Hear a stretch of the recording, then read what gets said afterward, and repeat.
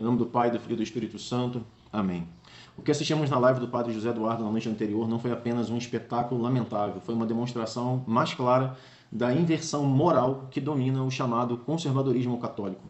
Porque quando se trata de Bugnini, o arquiteto da Missa Nova, conhecido por dizer que criaria um rito sem tropeço para os protestantes, comprovadamente acusado de pertencer à maçonaria e protagonista da mais brutal mutilação da liturgia da Igreja, a ele se concede presunção de inocência pelo Padre José Eduardo. Mesmo diante de farta documentação, testemunhos de clérigos e da própria lógica das reformas que conduziu, Bugnini é tratado como um sujeito cuja culpa não está provada, segundo o Padre José Eduardo. Já Dom Marcel Lefebvre, bispo fiel, confessor da fé, defensor da missa de sempre, da doutrina de sempre, da igreja de sempre, é acusado sem provas, sem caridade, sem lógica, sem pudor. E sim, é isso o que está acontecendo. Um defensor da tradição é tratado como culpado por ousar resistir à destruição da fé, enquanto o destruidor da liturgia é protegido por dúvidas e salvaguardas retóricas. Mas de que estamos falando aqui? A Santa Missa, ela não é apenas uma celebração como querem nos fazer crer esses sacerdotes conservadores. A missa é o sacrifício do Calvário tornado presente, é o coração da igreja, o ápice da vida cristã, o próprio Cristo imolado de modo incruento para a salvação das almas. Atacar a liturgia é atacar nosso Senhor Jesus Cristo, é atentar contra Deus. Onde está o problema do missal de Paulo VI?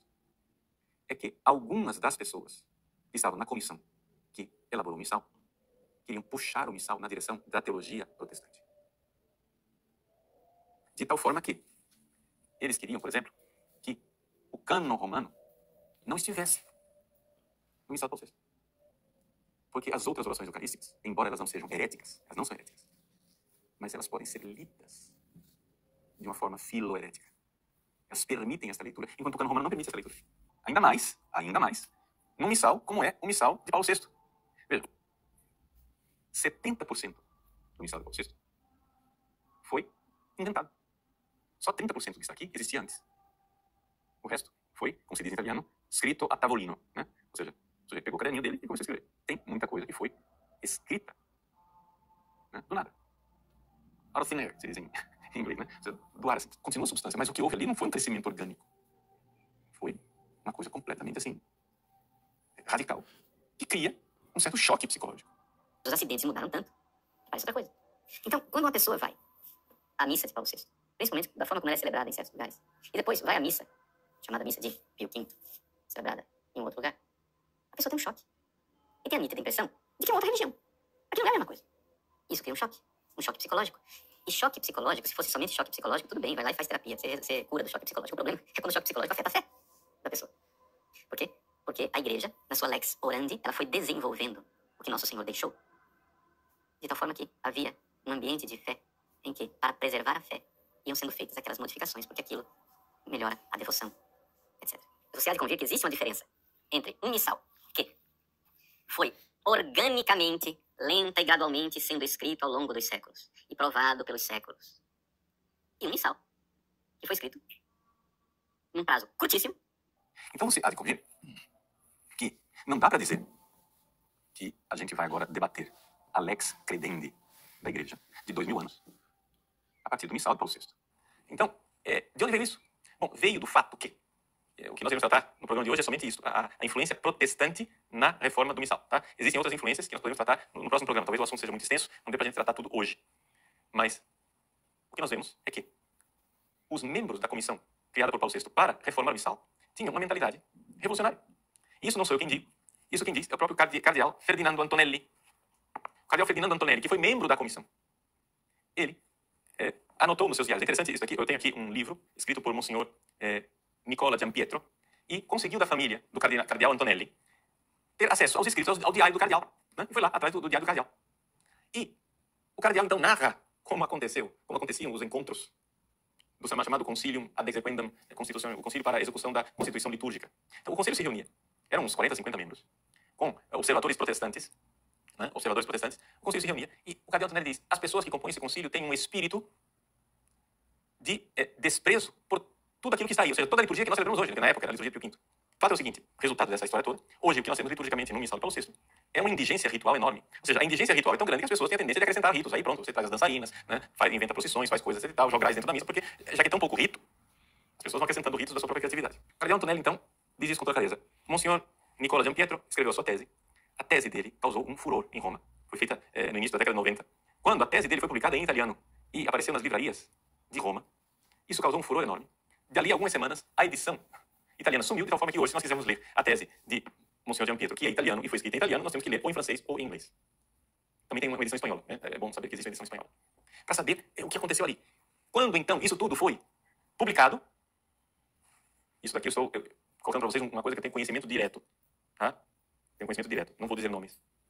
Mas uma pessoa bastante influente, na calada da noite, num final de semana, pegou todo o arquivo que estava na Congregação para o Culto Divino, que é a disciplina dos sacramentos, todo o arquivo do Conselho para a Execução da Reforma Litúrgica, e pegou o arquivo da Reforma Litúrgica e mandou para o Arquivo Secreto do Vaticano, que está lá embargado com embargo de 80 anos, ou seja, resultado da história. Já que apareceu a ponta do iceberg com as anotações do cardeal Antonelli, para defender a reforma litúrgica de Paulo VI, que não podia ser criticada de jeito nenhum, como se fosse uma obra divina e não uma obra humana, como de fato foi, se pegou todo aquilo do concílio e se mandou para aquilo secreto para proteger. Mas o que há por trás para o que as pessoas estão querendo proteger? Bom, a primeira coisa é esse tipo de atitude. E depois, outra coisa, o que sai muito claro das anotações de Antonelli, o protagonismo do arcebispo Aníbal Bonini dentro desta reforma do missal. Mas vamos diante daquilo que o próprio Bonini coloca no seu livro, La Riforma Liturgica, 1948 a 1975. Né? Eu fui reler esse livro, olhar um pouco as coisas, como é que ele narra. É evidente que ele faz uma narrativa da reforma litúrgica, tentando defender. Mas mesmo da defesa dele, a gente vê onde é que está a dificuldade. A dificuldade é que se tentou fazer uma missa e um missal que fosse ecumênico. Ou seja, embora os observadores, e nisso o Bonini insiste muito, os observadores protestantes que estavam lá não escreveram um missal, os observadores protestantes que estavam lá não fizeram um missal. Bom, embora eles estavam lá observando, eles estavam lá trocando ideias. Não nas assembleias plenárias, eles não tinham direito nem de voto e nem de voz. Mas as assembleias eram de manhã, na parte da tarde, havia uma possibilidade de troca de ideias amplíssima. De tal forma que o próprio cardeal Baum, que foi um grande defensor da reforma litúrgica, dizia que, de fato, eles tiveram uma grande contribuição, os protestantes. Ainda mais considerando que o famoso, famigerado, Aníbal Bonini, né? Monsenhor Bonini, ele mesmo escreveu, em março de 1965, está lá no Observatório Romano, que ele faria de tudo. O missal ainda não existia em 65. Em 65 tinha somente uma pequena reforma de adaptação, onde se começava a fazer a missa anterior, começou a ter adaptações, coisas em português, orações ditas em voz alta, algumas pequenas mudanças. Bom, mas enfim, Bonini, ele mesmo disse em março de 65 que iria fazer o possível para que no missal não houvesse pedras de tropeço para os irmãos protestantes. Então você tem ali toda uma possibilidade de ler o missal de Paulo VI de uma forma católica e de uma forma protestante. É isto que estava na ideia de muitos membros dessa comissão. Não quero colocar tudo na conta do arcebispo Bonini, que na época não era arcebispo. Era só padre Bonini. Mas eu devo dizer com toda clareza que, infelizmente, quando você fica sabendo disso, fica sabendo da artimanha de Cranmer e compara essa mesma artimanha agora no missal de Paulo VI, você começa a ler o missal de Paulo VI de outra forma. Então aí eu compreendo, olho para a minha própria biografia e vejo por que é que eu não entendia os argumentos dos tradicionalistas. Os tradicionalistas diziam, essa missa é protestante, essa missa é protestante. Eu dizia, mas é absurdo. E foi isso o que Bugnini fez, com a ajuda de 6 pastores protestantes e a aprovação do Papa Paulo VI, a serviço do ecumenismo maçônico, com um único objetivo: destruir a fé católica desde sua raiz, o santo sacrifício da missa. E mesmo assim, ele é poupado.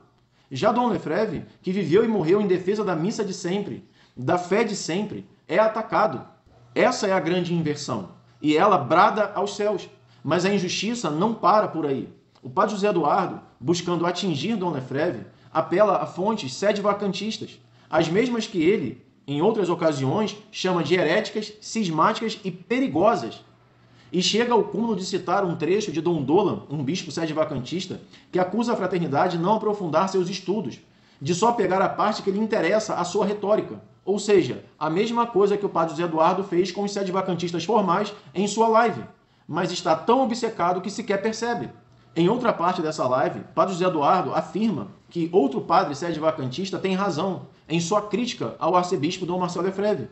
E qual é essa razão? Nenhuma. Apenas julgamentos subjetivos, temerários, ofensivos, sem qualquer respaldo doutrinal ou moral. Mas como serve a retórica que o padre tenta empregar a todo custo, então até discurso subjetivo e temerários são válidos. O mesmo clero que acusa os tradicionalistas de sede-vacantismo prático, agora recorre aos sede-vacantistas formais para difamar um bispo que nada fez além de defender a fé tal como lhe foi transmitida. Mas quem foi Dom Marcel Lefebvre?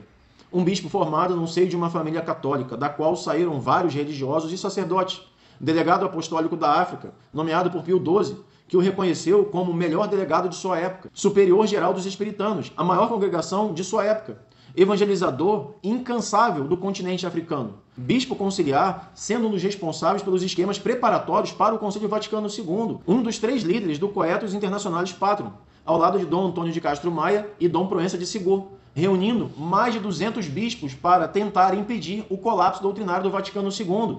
Um grupo de bispos que, dentro do Vaticano II, travou uma verdadeira guerra para conter a revolução. Sem eles, a revolução que vemos hoje certamente seria muito pior. Esse é o bispo que continuam tentando destruir sem sucesso.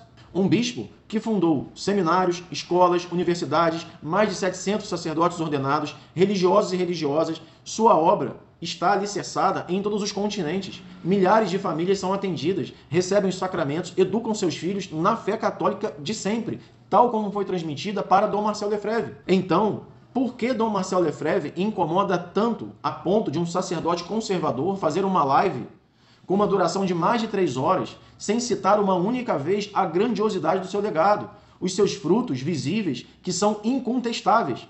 Eu respondo, porque Dom Lefebvre é o espelho da covardia daqueles que estão submissos a uma autoridade corrompida. Eles não suportam, não porque ele esteja errado, mas porque ele fez o que seus detratores não têm coragem de fazer.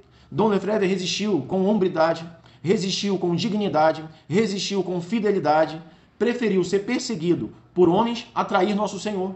Enquanto isso, seus acusadores dobram os joelhos diante de uma obediência cega, mesmo quando as autoridades se voltam contra a verdade.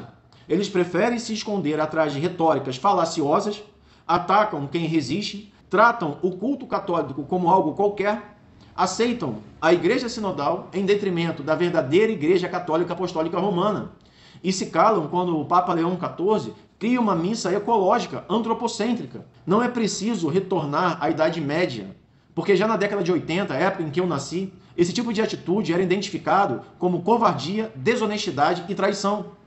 Agora eu me dirijo aqui aos fiéis católicos para dizer com todas as letras, esses homens, sejam eles sacerdotes ou leigos, não combatem a heresia e sabem disso, porque Dom Lefebvre é uma acusação viva contra a omissão deles.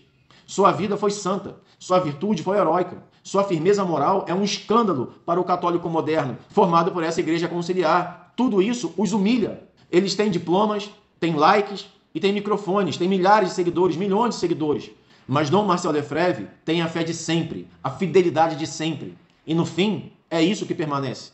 E parafraseando Santo Atanásio, na época da crise ariana, eles têm os templos, mas Dom Lefebvre guardou a fé. E digo mais, quando essa crise passar, Dom Marcel Lefebvre será honrado como um confessor da fé, e seus detratores como cúmplices do erro e da destruição. Quanto a nós, fiéis à tradição, permaneceremos firmes na rocha, mesmo que sejamos perseguidos, marginalizados ou reduzidos a 12. Afinal, é melhor estar com Cristo e perder tudo do que trair nosso Senhor. Pela tradição, contra a revolução, Ave Christus Rex.